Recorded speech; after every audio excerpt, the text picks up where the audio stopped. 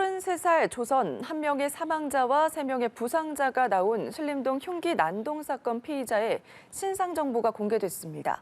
조선은 범행 한 달 전 묻지마 살인을 검색하는 등 계획 범죄 정황이 속속 포착되고 있는데요.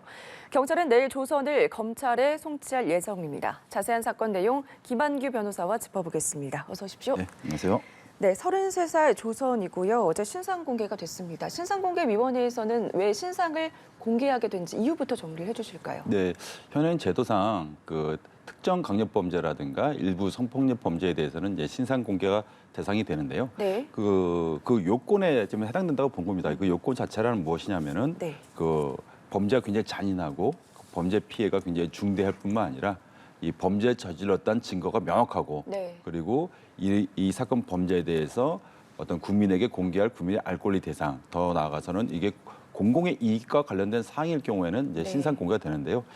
이번 그 신림역 그 묻지마 살인 사건 같은 경우는 이 요건에 정확히 해당된다 위원회에서도 본 거고요. 저도 그렇게 마찬가지로 생각합니다. 그래서 네. 그 이름, 그 나이, 성별이 공개된 겁니다. 예. 말씀해 주신 것처럼 이제 신상 공개를 하면서 현재 얼굴이 찍힌 CCTV 캡처본도 공개가 됐거든요. 그 이유도 나왔죠. 예, 사실 CCTV 캡처본이 공개된 거는 사실 흔치는 않은데요. 네. 그 보통 그 통상적으로는 어떤 우리 신분증상의 네. 어떤 증명 사진을 통해서 공개된 경우가 많은데 사실 이에 대해서는 많은 비판이 있었죠. 그 이 범죄 피의자랑 어떤 우리 지명 사진이 예를 들면은 뭐 상당히 오래전에 네. 찍은 사진 같은 경우는 어떤 동일 인물인지 굉장히 혼란이 오게 됐기 때문에 그 이번에 경찰 같은 경우에는 좀 이례적으로 그 범죄를 저질렀던 당시 어떤 CCTV 사진을 공개해서 이 조선이죠. 이 사람이 네. 이번 범죄자가 이 사람의 어떤 뭐 신원의 정확성을 더 국민에게 알린 거다 이렇게 보여지고 있습니다. 네, 이례적이다 이렇게 말씀을 해주셨는데 항상 뭐 신상 공개 실효성을 두고는 많은 얘기가 나왔습니다. 재범 방지 효과나 아니면은 범인의 인권이냐 이를 두고 찬반이 엇갈리고 있는데 이 부분에 대해서는 좀 어떻게 보십니까? 네, 사실은 굉장히 뭐 불가피한 현상이겠지만은 굉장히 많은 범죄가 그 우리 현대 사회에서만 저질러지고 있고 네. 사법부에 의해서 처벌받고 처벌이 확정되지 않겠습니까? 근데 이제 신상 공개가 되는 대상 범죄는 극히 제한적입니다. 아까 말씀드렸듯이 어떤 특정 강력 범죄, 주로 이제 살인이라든가 뭐 일부 성폭력 범죄에 한해서 이제 공개되고 있는데요. 이 제도가 시행된 지가 2010년부터 시행돼서 지금 14년째입니다. 14년 동안에 공개된 내용을 보면 이번에 그 조소까지 포함해서 약 네. 40명이 아직 안 되고 있습니다. 보통 1년에 한 2명에서 한 3명 정도가 공개되고 있는데요.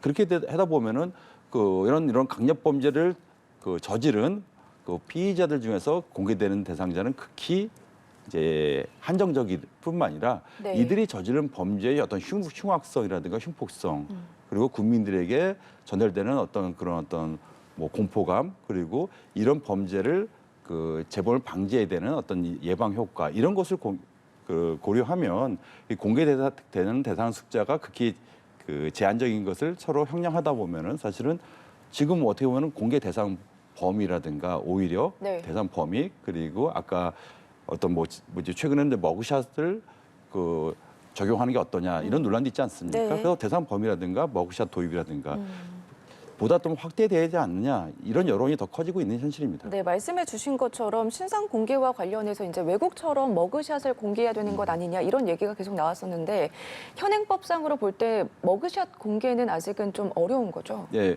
머그샷이라는 것은 사실은 이제 검거 직후에 사진을 찍어서 그것을 이제 공개하는 건데요. 사실은 이제 현행 법에서는 그것을 강제하는 제도는 없습니다. 없기 때문에 네. 이제 피의자들이 그것을 이제 동의하지 않거나 이제 거부하게 되면 뭐 강제할 수는 없는 거거든요. 그런데 이 신상 공개 제도의 어떤 뭐 첫 단추라고나 할까요? 네. 이것이 뭐냐면은 이 강력 범죄를 저지른 이 중대한 범죄를 저지른 이 피의자에 대해서 그것이 국민의 알 권리 대상이기 때문에 공개하는 거거든요. 그런데 이 사람이 그 공개되는 어떤 사진과 동일하지 않다. 네. 예를 들면은 굉장히 좀 구별된다. 이렇게 되면은 사실은 신상 공개 제도의 실효성이 떨어질 뿐만 아니라요. 더 나아가서는 뭐 각종 커뮤니티라든가 SNS라든가 이런 피의자의 뭐 지인을 자처하는 사람들이 나 이 사람 누군지 안다 하면서 아주 뭐 증명되지 않는 네. 검증되지 않는 뭐 사진들을 막 올리는 경우도 간혹 있지 않습니까? 이렇게 되면 굉장히 오히려 더 혼란을 가중시키기 때문에 그 검거 직후의 사진인 그 머그 사진을 공개하는 것이 맞고요. 네. 이것이 그 신상 공개 제도를 채택하고 있는 미국은 당연히 뭐 머그샷을 공개하고 있으니까 네. 지금 현재도 국회에서 법안은 지금 계류 중인데요. 이것이 뭐 신속히 뭐 입법화돼야 되는 필요성이 있다 않나 생각됩니다. 알겠습니다. 그렇기 때문에 신상 공개 관련해 가지고 확대해야 된다 이런 얘기는 계속 나오고 있는 것 같은데 만약에 확대가 된다면 어느 범위까지 확대가 돼야 된다고 보십니까? 네, 지금은 이제 살인 그리고 일부 성폭력 범죄에 한정해서 예. 공개되고 있는데요.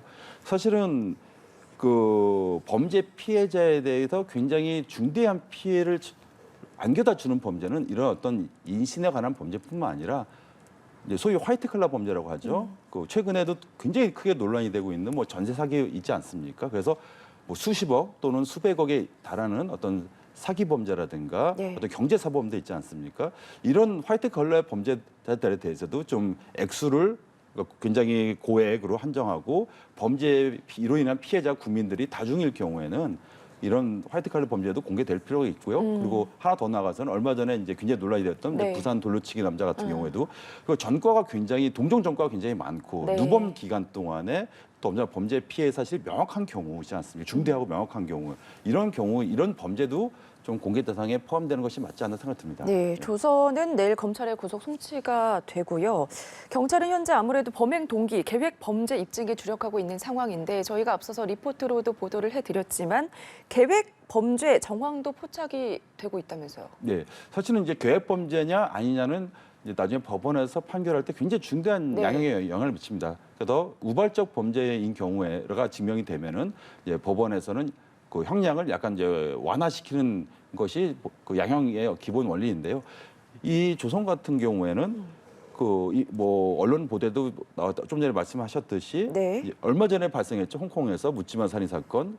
그 피해자들이 이제 여성들을 상대로 그 남자가 이제 살인을 가한 그 영상이 있었는데요. 이 묻지마 살인 사건에 대해서도 검색을 했었고 그리고 본인이 일부 언론 보도를 보면은 그 흉기라든가 뭐 살해 방법 뭐 이런 것도 검색했다고 나왔습니다. 네. 사실 이런 부분들에서 경찰이 계획범죄 초점을 맞추고 있고 어느 정도 사실은 증명하는 것에 좀 성공한 것 아닌가 이렇게 봅니다. 네, 본인이 직접적으로 뭐 진술한 내용도 있고 뭐 CCTV 관련 영상을 보면 자포자기한 심정으로 앉아 있는 모습을 봤을 때 그냥 다 포기한 건가 뭐 이런 생각도 좀 들거든요. 네, 그 본인이 그 지금 뭐 언론에는 사실은 이게 한 명을 살해하고 세 명한테 굉장히 중대한 중상을 입혔다는 게 나오는데 이거 사실은 나중에 이제 검찰이 이거를 이제 법원에 기소를 할 때는 뭐 아마도 한 명에 대한 살인 그리고 세 명에 대한 살인 미수로 이제 기소할 가능성이 높습니다. 네. 왜냐하면은 사실 이 세 명의 피해자 같은 경우에서도 사실은 이 조선 같은 경우는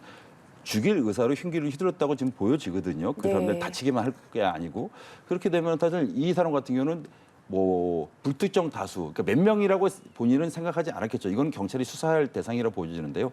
그러니까 다수 4명 정도면은 내지는 그 정도면은 본인이 충분히 그 자기가 지금 뭐 억눌렸던 이런 이런 부정적 감정들을 뭐 해소했다 이렇게 판단을 해서 더군다나 이 경찰이 다수가 그 자기를 체포하려는 와중이었기 때문에 네. 도망가도 갈 곳이 없고 체포될 것이 명확하기 때문에 그런 어떤 계단에 앉아 있는 모습으로 체포된 거 아닌가 봅니다. 예, 수사가 진행 중이긴 하지만 어떻게 변호사님이 보시기에는 계획 범죄 입증이 가능하다고 보십니까? 이거는 그 이미 네. 이게 증거 인멸 과정도 그 나왔습니다. 사실은 본인의 핸드폰이 초기화했다든가 네. 뭐 PC를 일부 뭐 손괴했다든가 사실 이런 것들은 그 본인 범죄 사실을 이런 거를 검색하거나 이런 것을 숨기려고 했던 거거든요. 예. 뭐 포렌식 하면은 아마 다 어느 정도 드러날 텐데요.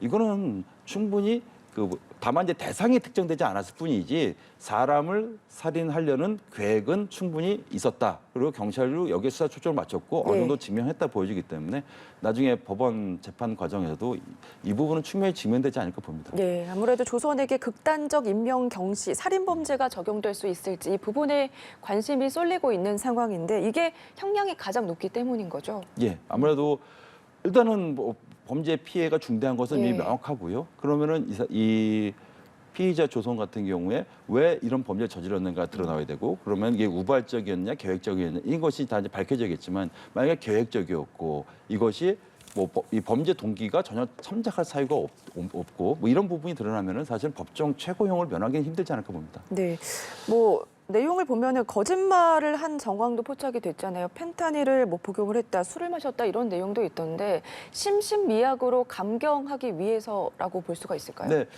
이 사람이 지금 검색한 것도 홍콩 묻지마 살인 사건 같은 경우는 이제 정신질환자가 이제 네. 저지른 걸로 알려졌는데요. 그럼 정신질환자의 어떤 범행 같은 경우는 현행 제도적으로는 어떤 뭐 심신미약이라든가 또 형을 이제 감경하거나 면제될 수 있는 그 대상에 적용되긴 합니다. 근데 이 피의자 조성 같은 경우에는 과거에 어떤 이런 정신질환이라든가 이런 부분으로 과연 진료한 기록이 있는지 이런 부분도 아마 그 수사기관은 들여다볼 텐데 현재까지 드러난 건 없습니다. 그래서 과연 지금 뭐 이런 거에 대해서 각종 검정 이런 걸 진료를 조사를 받겠지만은 본인이 예를 들면은 뭐 그 당시 범죄를 저질 당시에 자기 정신이 아니었다, 제정신이 아니었다 네. 이런 것을 그 소명하려고 해명하려고 뭐 약을 복용했다 이렇게 지금 주장하는 것 같은데요. 네. 그것이 다 사실로 드러난 거, 거짓으로 드러났기 때문에 아마 심신미약이라든가 이런 걸로 감경되기는 현재로서는 좀 어렵지 않나 봅니다. 알겠습니다. 한 차례 거부를 했습니다. 사이코패스 진단 검사도 어제 시행이 됐는데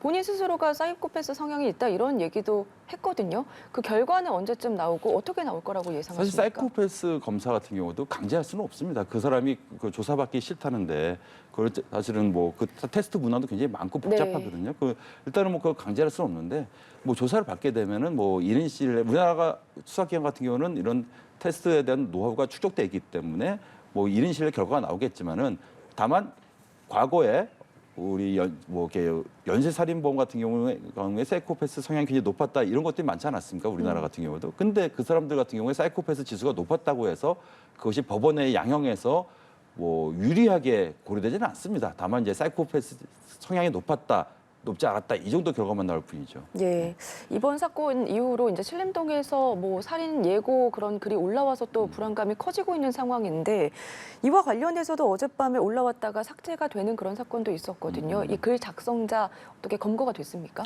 사실은 이게 지금 글이 한두 개만 올라온 게 네. 아니라고 알고 있습니다. 일단은 맨 처음에 작성한 사람 같은 경우는 이제 경찰이 수사에 나서니까 이제 본인이 이제 자수해가지고 지금 체포돼서 아마 오늘 그 영장 실질 심사를 받고 있는 걸로 알고 있는데요. 네. 원래 대다수의 어떤 시민들은 이번 참사에 대해서 굉장히 두렵고 그다음에 억울하게 이제 피해를 입은 피해자에 대해서 굉장히 안타까움과 슬픔이 공유하고 되고 있지 않습니까? 네. 이런 상황에서 극히 일부분의 사람들이 커뮤니티에서 이런 글을 올리는 것은 우리 사회 공동체를 굉장히 뭐 해하는 거 아니겠습니까? 그래서 이런 글이 올라오는 것에 대해서는 두 가지가 좀 필요하다. 두 가지의 어떤 처방점이 필요한데요. 네. 일단은 이게 뭐 그 사람들이 모범 범죄를 네. 저지르건 뭐 이렇게 재미를 했던 간에 이번 피해자 조선에 대해서는 사실은 그 철저하게 조사할 뿐만 아니라 그래서 이제 신상 공개 제도도 그런 점에서 유의미한 거거든요. 이렇게 범죄를 저지르게 되게 되면은 온 국민에게 그 이 신상이 공개되고 현재 상황도 다 알려진다는 것도 필요할 뿐만 아니라 철저히 수사해서 어찌 보면 뭐 법정 최고형은 당연히 전제돼야 되고요. 그리고 뭐 이런 모범 범죄를 저지른 사람 오늘 영장 청구했다는데요. 네. 사실은 경찰 입장에서는 굉장히 신속하게 지금 진행되고 있는 겁니다.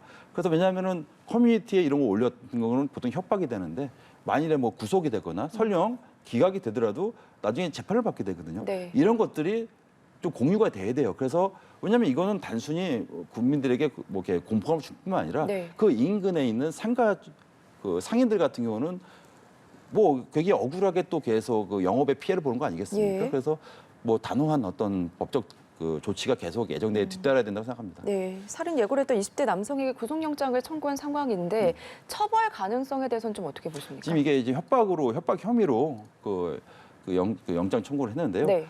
이게 이런 단순히 글을 올린 것만으로는 이제 그 범죄로 처벌된다는 보장은 없고요.